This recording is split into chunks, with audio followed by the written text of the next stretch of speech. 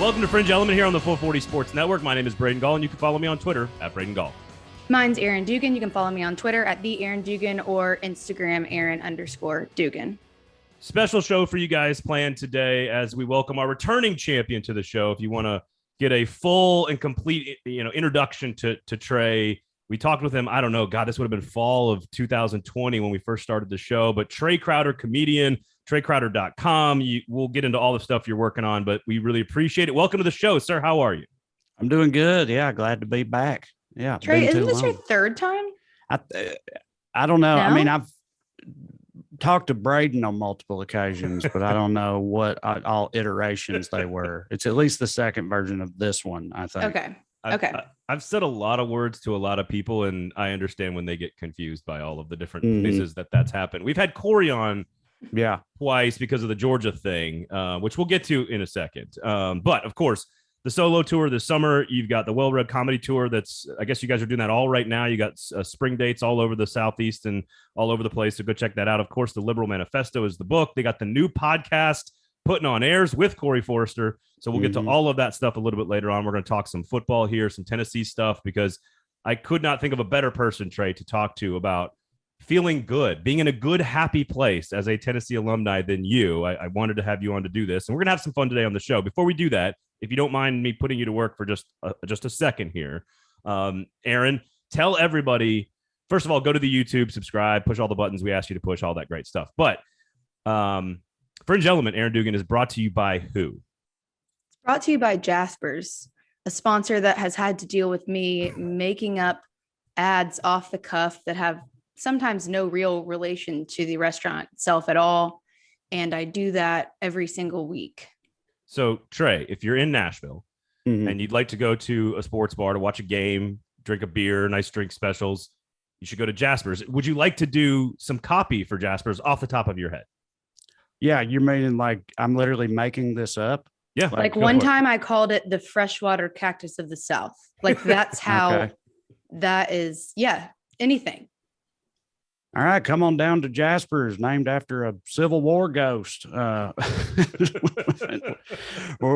got all the TVs and drink specials you could ask for. Also, there's a library in the back for some reason. We haven't figured that out yet. It just sounds right in a place like Jaspers. You need some old Southern literature going on. I don't know if you go in there to read, but you can certainly watch a game either way. And whatever you're looking for, you can find it at Jaspers Friendly Neighborhood Pub and Grill, Nashville, Tennessee, established circa 2002.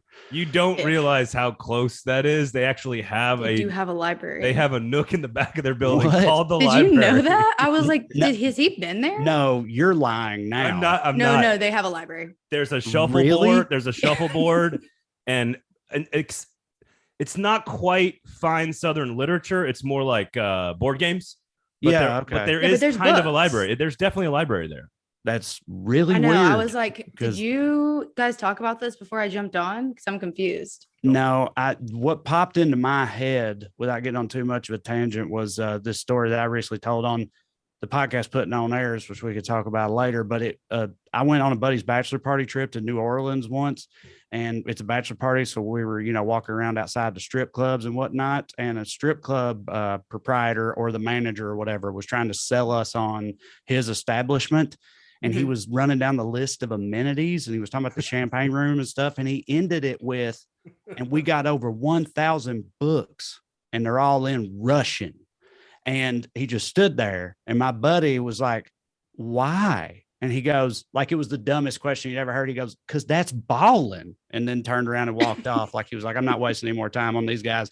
They don't understand the balling nature of Dostoevsky in a strip club champagne room or whatever. But that while doing that story popped into my head. So I was like, I'll give them a library because that's balling, And has that turned into a one-liner for y'all? Because that's balling. No, yeah, I mean, it should, take it back to. It's a little 2000 and late, don't you think, saying balling, but I like it. I'm pretty 2000 and late myself. Anyway, I'm blown away by the fact that they have an actual book nook / library or whatever. And very impressed. That's pretty wild. Well done, Trae. All right, thanks for joining us, man. We really appreciate it. It was great talking to you. We really appreciate it. Thank you. Are we done? All right. Thank you for joining us. Okay. All right. See you guys next time. Let's start with just positivity. The Tennessee Volunteers athletics, the entire department. I cannot remember a time, and frankly, this is kind of true for most SEC fans right now. I cannot remember a time of more happiness for Tennessee fans and for the league. No one's upset with their coach except for Auburn, but they don't count.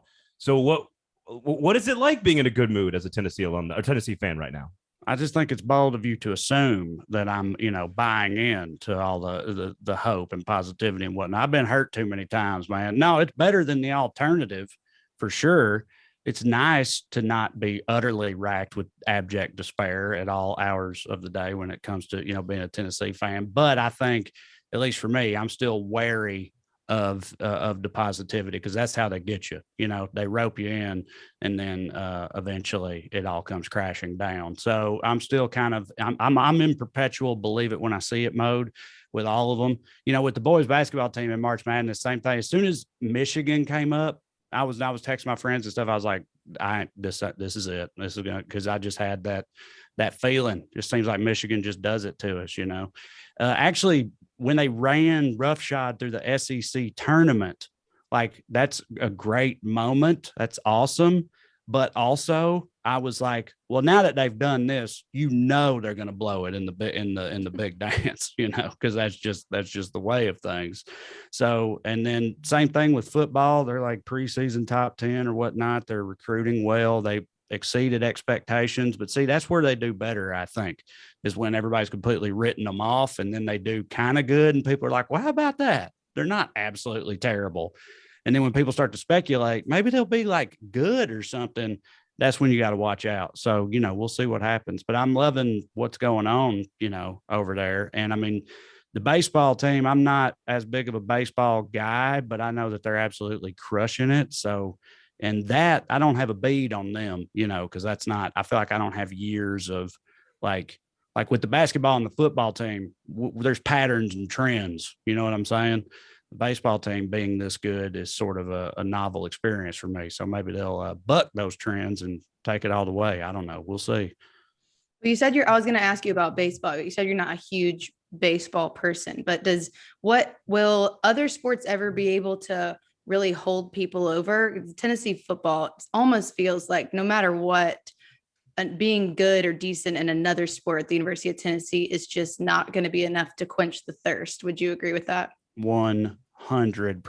So there's no doubt about that in my mind. It's like there's only mostly in the SEC, that's generally the case, except for places where they've never really had like football success. So, like Kentucky straight up basketball school, but they, care about the football team too, but it's like the reverse up there. And I know it's true at this point because the football team has been mostly a dumpster fire for more than a decade now. And the basketball team has had, stretches of pretty good play where they've been, they've looked genuinely good, and people get into it. I get into it. My friends get into it, but it's like, I don't feel like it ever overtook football or ever even really came close, despite the discrepancy between, the two programs at any given point in time. It's just kind of how it is in the South. I made one of my internet videos today where I was talking about the culture of like college football in most of the South and how big of a deal it is. So we'll get to change. We'll get to Tommy Tubesteak in just a second. We'll get to him. The question I have, and we talked about this a little bit last week on the show, which is I think for Tennessee fans, you could argue that their hatred within each sport is probably different for each sport. Like Lady Vols fans right now inside the SEC, everyone knows they hate UConn, but like South Carolina is the dominant team there. Kentucky basketball is clearly the team that Tennessee fans, I would assume, hate the most. In baseball right now, it's turning into Vanderbilt. Right. Who do you hate the most on the football field? Is it just Florida? Is it just that easy of an answer? Well, like I've always thought, and I've had conversations before where that appears to be like generational, because like for Tennessee fans older than me and mine, it was definitely Alabama for the longest time. But when I was coming of age, Alabama, Nick Saban wasn't there yet. They weren't really relevant at that time. They were like has-beens, which is weird to think about. And Florida with Steve Spurrier was the ones who were doing it to us year in and year out. So it was like always been Florida for me, for sure. But for older fans, it was Alabama. And I would imagine the younger ones now, it's maybe flip-flopped again, or it's both. It's hard for me to say, but it was always Florida for me for sure. Although, I mean, I'm pretty sick and tired of Alabama too at this point. Don't get me wrong. Like they've definitely inched back up there. But yeah, I could see the next one being Georgia very, very easily. Like Kirby's a young guy. Yeah. Well, and you got to hear about it all the time, Trae. Yeah, right. With Corey, and Corey Forster is absolutely insufferable too as a Georgia fan. But do you just mean okay? I was going to say in general, but no, as a Georgia fan, yeah, he's he's screamy. He's like like the stereotype of Georgia fan, like they'll just bark up in your face and stuff. He doesn't literally bark at me, but he does like the equivalent. He's like, it's not great. He doesn't conduct himself with decorum as an SEC football fan, I would say. But that, that's just my opinion. But yeah, Georgia's always been like, they hate Florida too. And also they up until recently were kind of like either below us or around the same level. We were sort of in the same position. We each had other teams that we hated. So it was different, but I mean, they're in the East, they're dominant now. It could definitely turn into that in the future, I guess. What are the conversations like you and friends or family or, you said you guys don't appreciate, because I'm the same way. I'm an eternal cynic and that happens as a Tennessee alumni and a Mets fan, where you just sort of believe the worst thing is going to happen. A summer like this that's coming up where it's going to be a lot of, I don't think it's overt expectations, but I think there's definitely pressure on Josh Heupel for the first time, maybe ever. So what are conversations like? What are expectations? Are people already talking about like competing in the East? Are people getting out over their skis that far? Obviously it's not you, but I mean, my experience with the Tennessee fans that I know, it pretty much all of us, it's a similar thing. It's just like, wonder how they're going to blow this, you know what I mean? Like we'll see, wonder what new and exciting ways they're going to find to, rend our hearts into this fall. Like it's not, like I said, it's just if the expectations are in the basement, then it's like, okay, well, we'll see if we can mess around and win a surprise game or two or whatever. But like anytime it turns like this, where, there's murmurings about, like relevance again and things like that, it's going to be met with trepidation with the Tennessee fans that I know, which like most all of my friends, pretty much most all of them, except for like Corey and maybe a couple other friends of mine from elsewhere, are Tennessee fans, and they pretty much we're all the same way. Not trying to beat a dead horse, Trae, but what is going in this era of Tennessee football, of what it's been for, all of our recent memories? What is this the best possible way to enter a season though? Like what is the best as a Tennessee fan in this modern Tennessee football era? Isn't this kind of best case scenario? Yeah. Yeah. And I know that you're coping and trying not to get overly excited because it's a coping mechanism you've developed. You're right. That's true. Removing that, hope from the worst, or expect the worst. You won't be, disappointed or whatever. So that is absolutely what's going on. Removing that from the equation. I mean, yeah, you're right. Like it's because, like last year, it was like, are they going to win a game? My God, there's no real optimism at all going into the season. So like, it's nice to think that if things go your way, you could actually have a genuinely good year, and that's about the best we've been able to hope for over the past 10 plus years. So, I mean, yeah, you're right. One of the signs though, and I never really thought, and I've said this many times, Josh Heupel, his ability to recruit has always sort of been a pretty big question mark. Not if they've got a large, massive, state-of-the-art collective that is funneling millions of dollars to recruits sort of on the side, which is now all legal and all on the up and up. And we've talked a lot, Erin and I have talked a lot about the 5-star commitment. There was a big story in The Athletic about a player getting an $8 million contract. We're kind of all connecting the dots here that this is the 5-star quarterback, Nico Iamaleava. And he's got all this. He's on campus this past weekend. And as someone who has built a big part of their career on sort of generating audience and creating a brand and sort of, finally tuning that brand to the people that care about what you're delivering. This is a guy who's like at an ice cream parlor. He's got the pajama pants thing. He's out at Farragut High School, which is a suburb in Knoxville, chucking the ball around. Like, what do you make of the recruiting world now that we've got these 16 and 17-year-old kids that are trying to finally tune a brand to millions of people?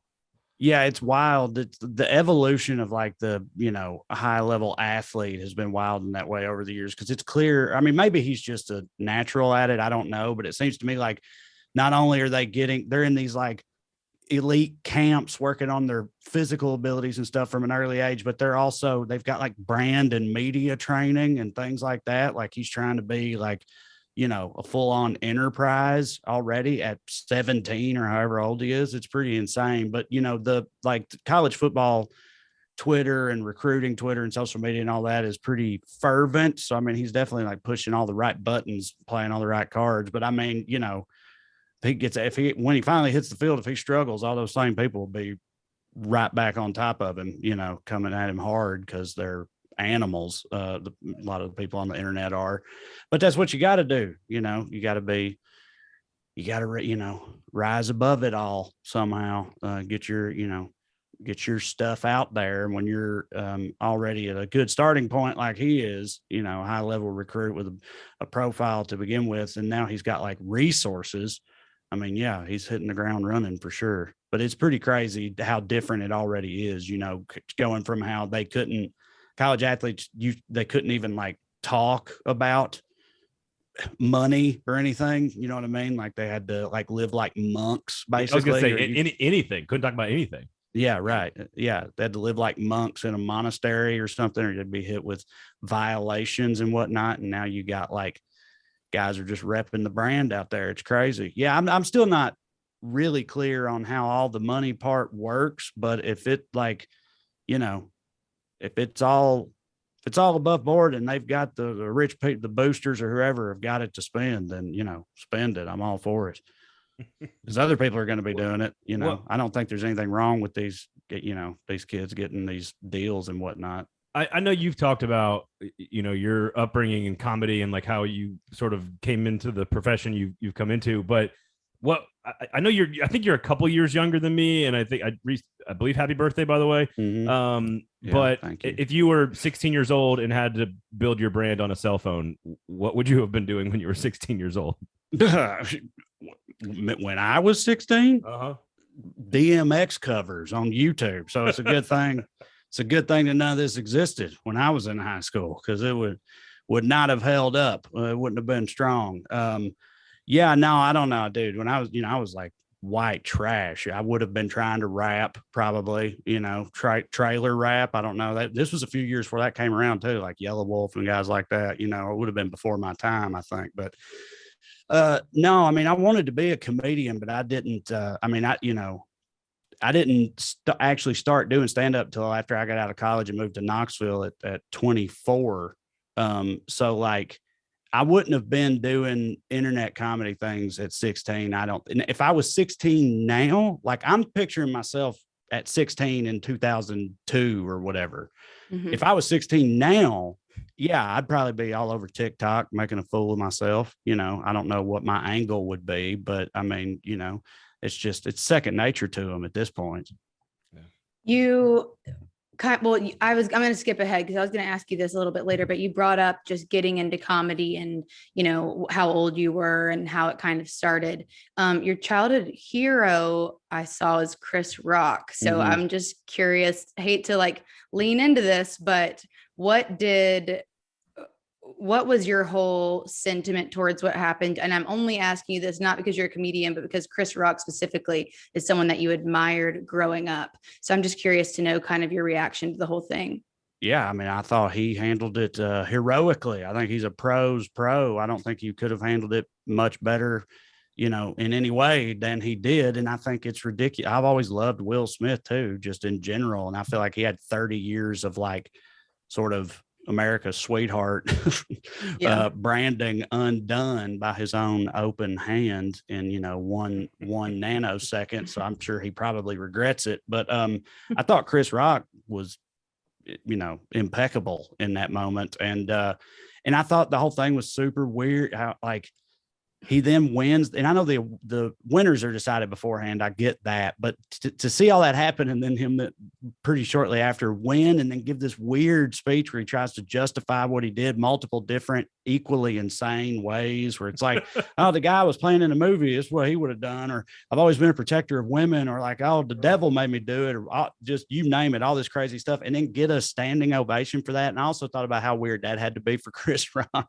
Standing and seeing all these people just like comfort Will Smith and, just fillet him. And then meanwhile, Chris Rock's standing over there by himself. Like, he smacked me in the face, and everybody's just like, keep the show going and keep your mouth closed is how I imagine it went down. But yeah, no, that whole thing was ridiculous. I'm not really worried. I know some comics have said they're worried about like it's setting like a precedent for people running up on stage at shows and stuff. I mean, could be famous last words, but I'm not really concerned about that part of it. Well, it opens up a lot of different conversations, which some of which you guys briefly touched on in the second episode of Putting on Airs when you guys were talking about exactly that, doing hip hop covers back when you were teenagers.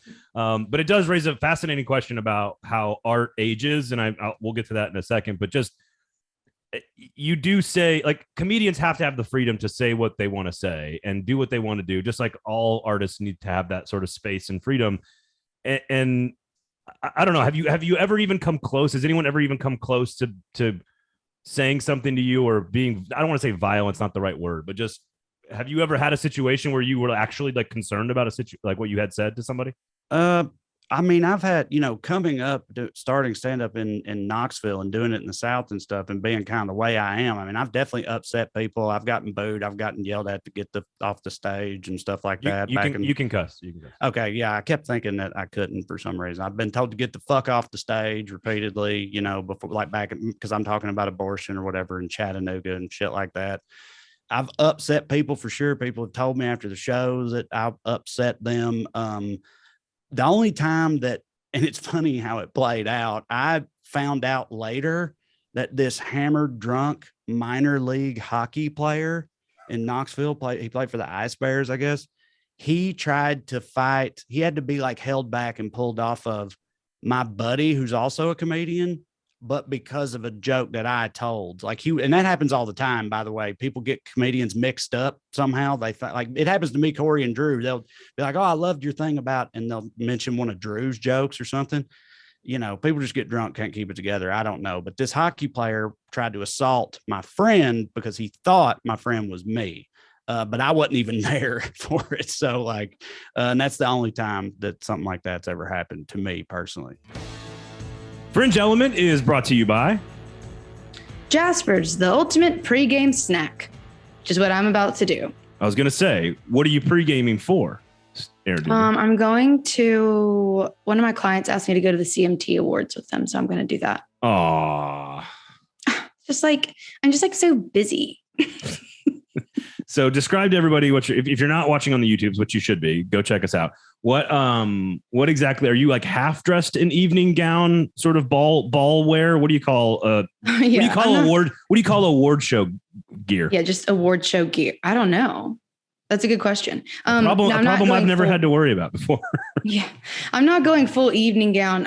I'm like dressier. Yeah, I'm like half dressed. I have like half my makeup on. My hair is not done. I have like a lot of stuff on except for mascara, which is, not a great look, but that's where we are.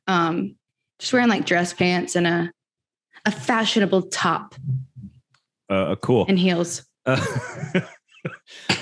So anyways, go to Jasper, go to Jasper's, everybody, in a fashionable top.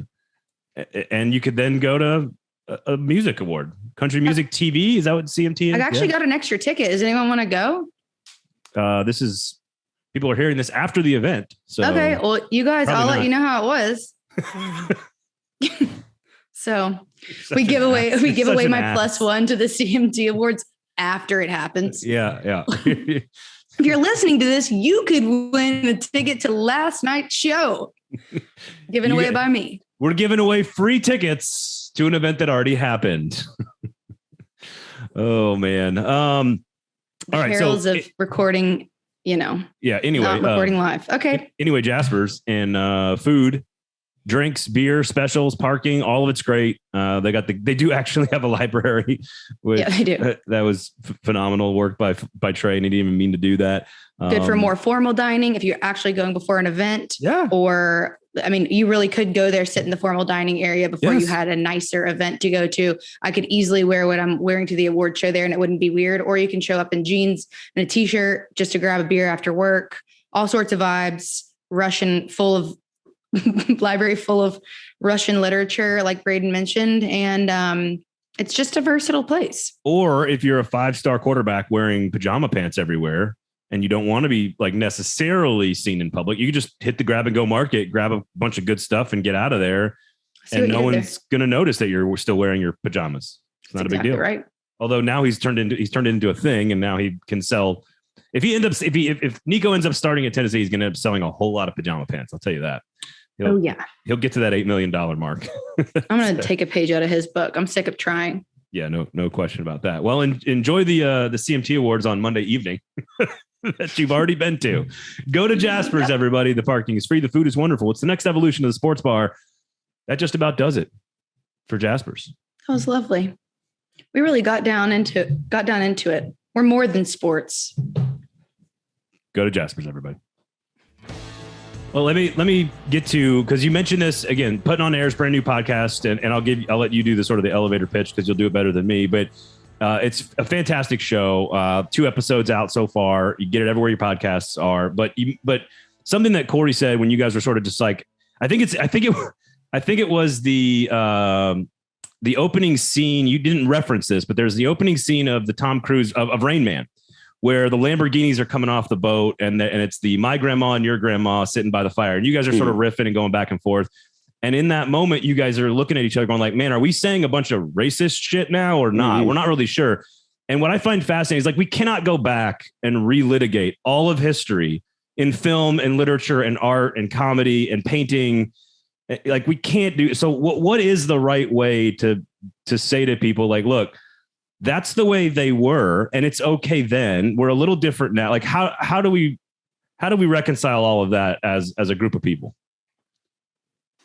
I mean, I don't know. I feel like it's okay to like, you don't have to excuse the abhorrent behavior of people in the past if you don't want to. It's just like, if you're going to throw everything out because of that, then you're basically just going to live from, like, I don't know, the past 8 years onward or something. Because anytime you go back into the past, you're going to find a bunch of, shitty people saying and doing shitty things. And it's like, I think you'll just exhaust yourself and spend all day on nothing but that if you're trying to, cancel everybody from the Renaissance masters on, you know what I mean? So like, and cancel, that's a hot, but I don't even really think that really happens. Most people that, like, I thought Morgan Wallen was getting canceled and he's the number 1 star in country music now. You know what I mean? Like, it's all kind of a myth anyway, but I think it's okay to like point out stuff like that from in the past, but just don't let it get to you too much. Cause what are you going to do about it? It was what it was. All we can do is just try to like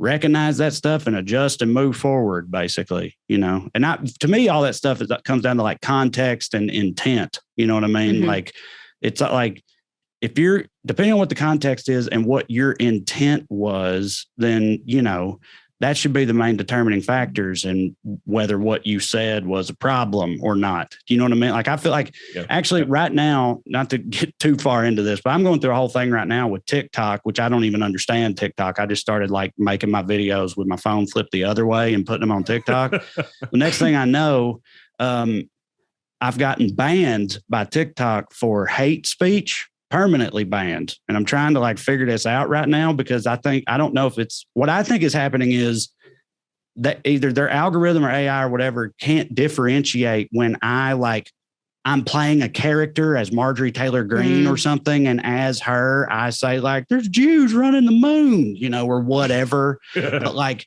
you isolate that one clip and it's just me saying it. And it's like, oh, that violates our terms and conditions. You can't say stuff like that. Do you know what I mean? But like, the context and intent would inform you that I'm making fun of people who think things like that and how ridiculous things like that are. So it's actually, the opposite effect. But if you don't look at context or intent of what people say, then, no one is ever going to be able to say anything. So that's kind of the rule that I try to live by. Yeah, it's like AI is like can speak the language, but they say that you're actually fluent when you can be sarcastic or make a joke in a foreign language, and it hasn't gotten that far to where it knows that you're, playing Marjorie Taylor Greene. Yeah. My question: Are you guys suggesting that algorithms can work the other direction and not be successful and hurt people's feelings and not work correctly? Okay. Mm-hmm. Just want to clarify. What do you, Trae, have you run into situations, and this is what I think about when we talk about going back a little bit to name, image, and likeness of these kids having such a platform now and getting paid, which we've both said, Braden and I, is long overdue. But they now have this platform even more so, and their voice is going to be more heard.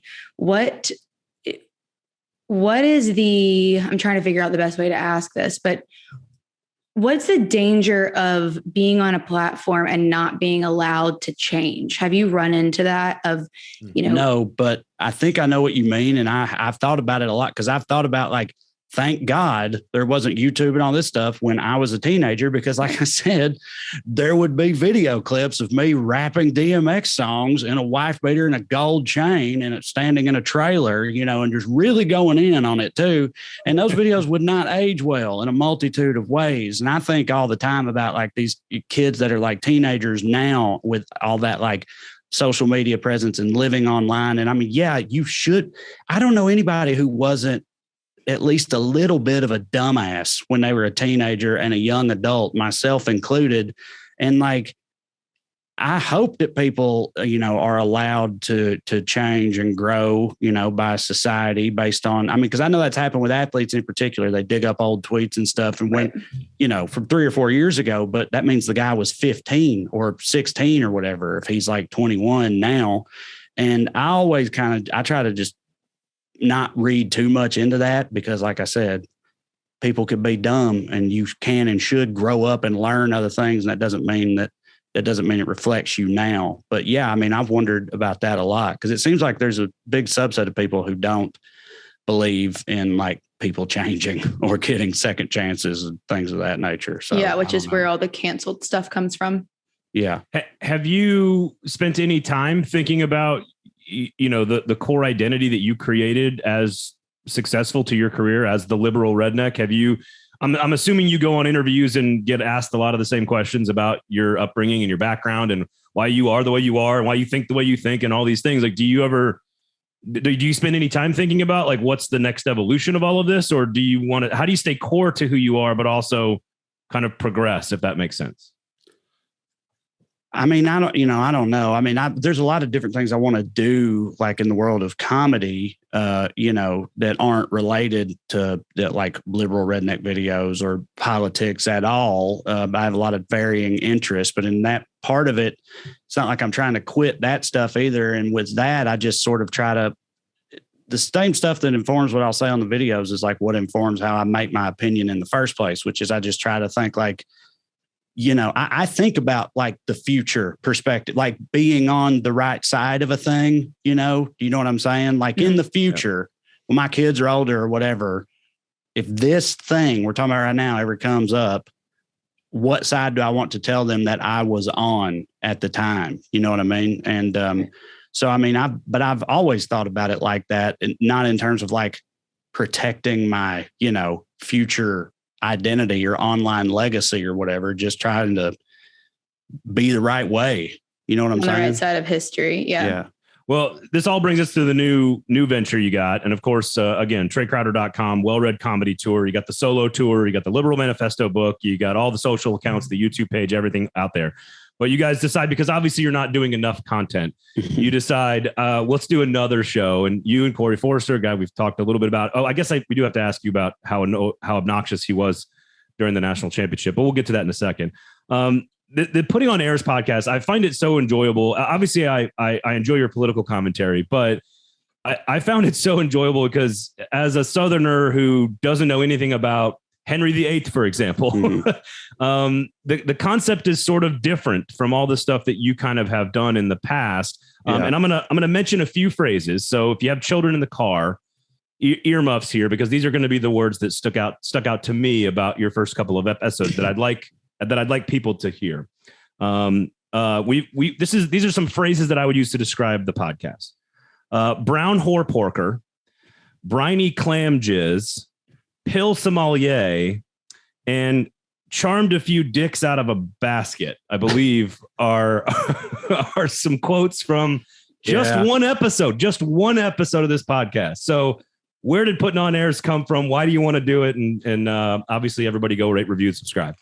So me and Corey have been friends for a long time. And like 10 years ago or more now, we actually had the idea for the podcast. It was going to be called Whiskey and Quiche at the time. And it started because we both found out that we loved Downton Abbey, the show. And we thought that was funny that both of us loved that. And it wasn't going to be about Downton Abbey, but we were like, we should do a podcast where because we're both trash. We're trash hillbilly, just gutter people. And we sound like it. We should do a podcast where we talk about like Downton Abbey type stuff, fancy frou-frou stuff, because that juxtaposition will be funny. But this is 10 years ago, and we didn't have a clue what we were doing about and we had no gear, no knowledge, no nothing. We recorded like an episode and then just basically gave up on it. Then all this other stuff happened in the intervening decade, and we've been touring together and doing other stuff together for a while. And so then like last year, one of us was just like, we should do that now that we know what we're doing and we have like the resources and ability to do stuff, we should circle back to that, and ended up renaming it Putting On Airs. And it's just, two hillbillies talking about like pinkies up fancy stuff, most of which we don't know about either until we look it up and then talk about it on the show. And we, it's not really a celebration of, we mostly make fun of the stuff that we find out that rich people do and whatnot, but it's also like an element of, you believe they're doing this or that they did this or whatever. So, but we're having a lot of fun with it. We are pretty uncouth, pretty ribald, but I would argue that me and Corey both have a history of being that way anyway, in the political space. So it's just that, except it's not political in nature.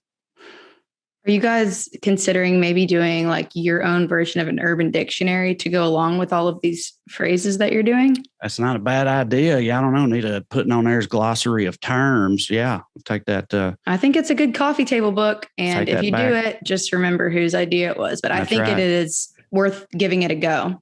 Okay. Well, I'll take that under advisement. But yeah, it's, we're a couple episodes in, and it comes out every Friday. So wherever you get your podcasts and stuff, Putting On Airs. And yeah, hope you dig it. Let me ask you, how much are you guys actively trying to stump each other like in real time? Because I can hear you guys like you ask so first of all, this is also what makes podcasting, I think, so interesting.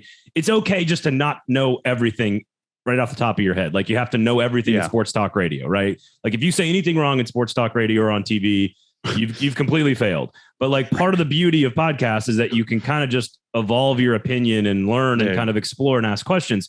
How much are you guys actually like in the moment learning about something when you have those conversations? A lot. I think we do. Like you were saying, sports broadcasting, you can't get anything wrong, you'll be in trouble. And I was like, thank God that's not the case for us, because we constantly just like theorize about things. Like, what I think's going on here based on nothing, like straight up just pulling it out of our butts and just making stuff up.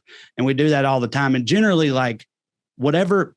So I'll have a segment and Corey will have a segment. And generally speaking, we don't talk to each other about those at all until we're actually recording. So whatever I'm talking about, Corey's probably learning all that from me in the moment, and then vice versa during his segment. So, I mean, yeah, a lot of that goes on.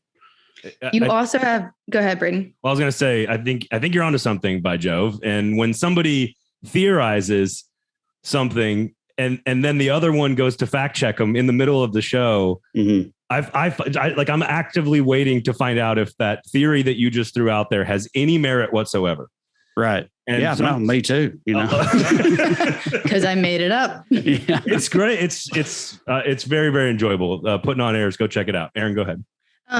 You do a lot of stuff, Trae. You obviously do everything we just talked about and reference. You also have a tour coming up this summer.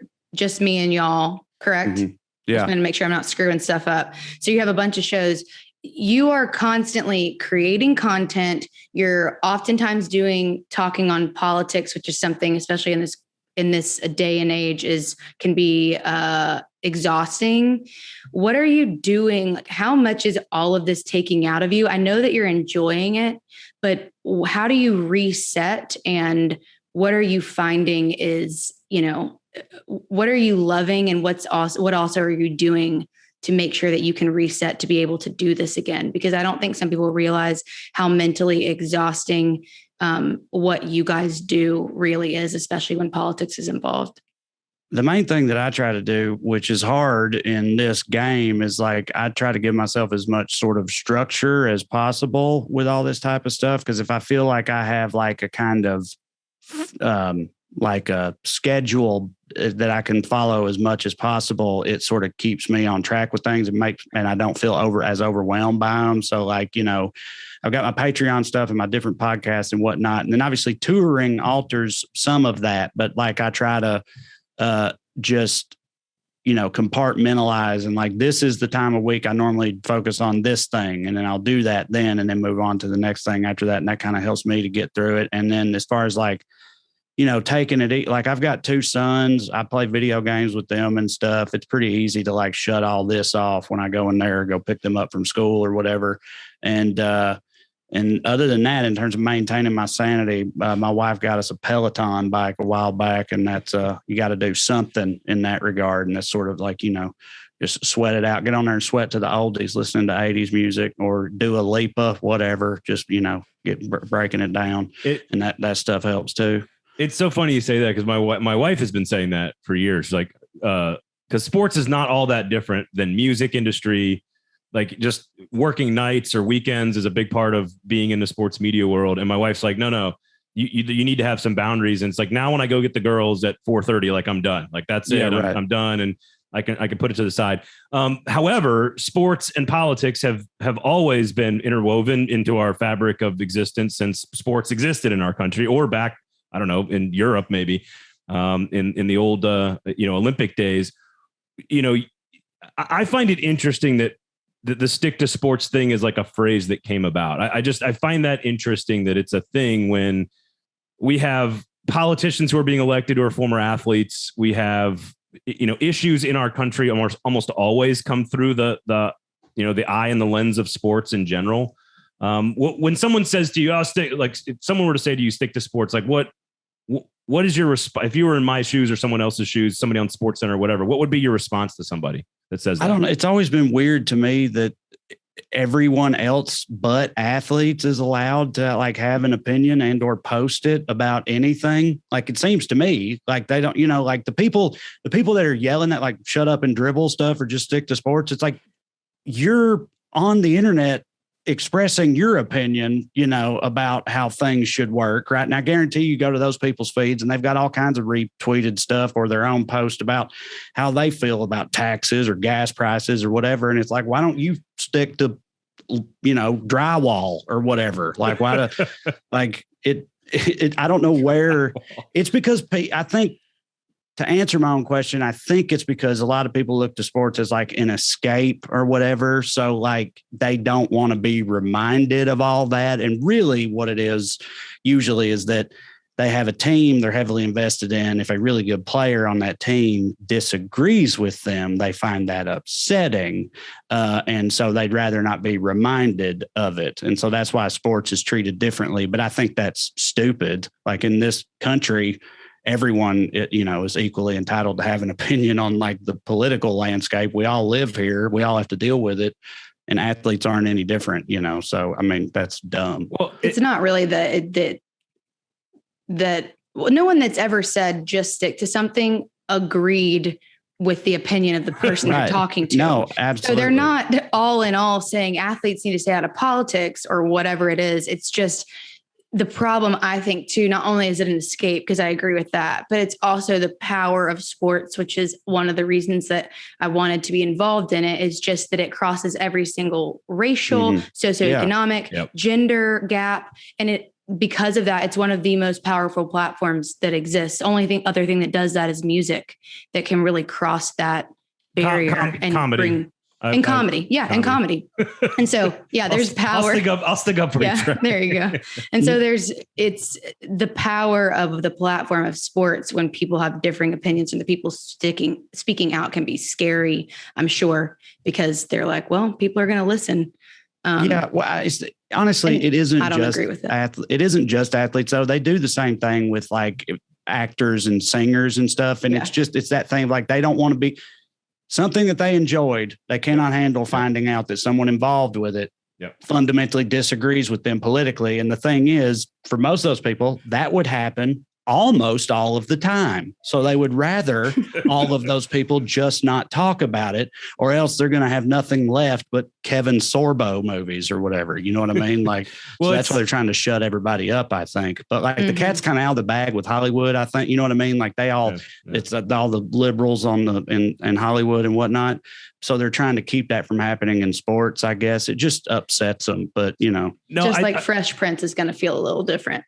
Yeah, right. Well, but it's also that sports, music, culture, comedy, they're all such powerful drivers of where we are, though. Like as a group of people, like they drive. Like the civil rights movement doesn't happen without Jackie Robinson. It's always sort of the precursor to all the things that come after that, which is generally a giant culture war that we're going to wage as a group of people. But that to me, that's what it is. Like music can pull you forward like Kurt Cobain did in the early 90s with Gender. And like, these are the things that pull us forward. And I think, sure, Tommy Tuberville and Herschel Walker can still get elected into Congress, but that's not going to change the way that most people feel about any one particular thing. Generally, if somebody's got something to say about it, we live in a place where we're supposed to be able to say all that stuff. Right. Yep. Yeah. Unless you're on TikTok, apparently, and you're married. We're going to get it. We're going to get Trae, I'm upset for you. Yeah. I'm getting canceled over here just for speaking the truth. I'm emotionally invested in your TikTok career now. That's right. These conservative snowflakes can't handle my truths. They're trying to cancel me. That's what's happening through TikTok. Snowflakes everywhere, man. Putting on Airs is the brand new podcast with Corey Forrester. It's everywhere you get your podcast. The Solo Tour, the WellRed Comedy Tour, the Liberal Manifesto, TraeCrowder.com, the YouTube and all the socials. And his tour. He got it. Yeah. I said the solo tour in there. I said the solo tour. I didn't say the name of it, so my apologies. I only hear bits and pieces of what Braden says. Sure. Yeah, it's fair. You and all the other women in my life, the three that live in my house. Trae, 7.5 wins for Tennessee. Over, under. I know it goes against everything I said at the top of the show, but I'm gonna say over. What do you think about that? I think deep down you can't help but think about what it could be like. What it could be like, yeah. What it could be. Like. Well, thank you, man, for giving us so much of your time. We really, really appreciate it. Make sure you go to Jasper's, of course, over on West End. They have a library, folks. Read a book. Full of Russian literature. TVs from the Civil War era. That's right. All sorts of stuff. Get drunk, read a book. And an air hockey table that is free to use. The parking is also free. The drinks are great. The food is wonderful. The library is full of Russian literature. Erin, where can people find you? The Erin Dugan on Twitter and Erin_Dugan on the gram. Trae, where can people find you? Just my name, Trae Crowder, on all the platforms. Except for TikTok. Yeah, everything but TikTok. Yeah. My name is Braden Gall. Thank you guys all for hanging out with us. We'll be back next week with more State of the Union and some Vegas over-unders as well. This has been Fringe Element here on the 440 Sports Network.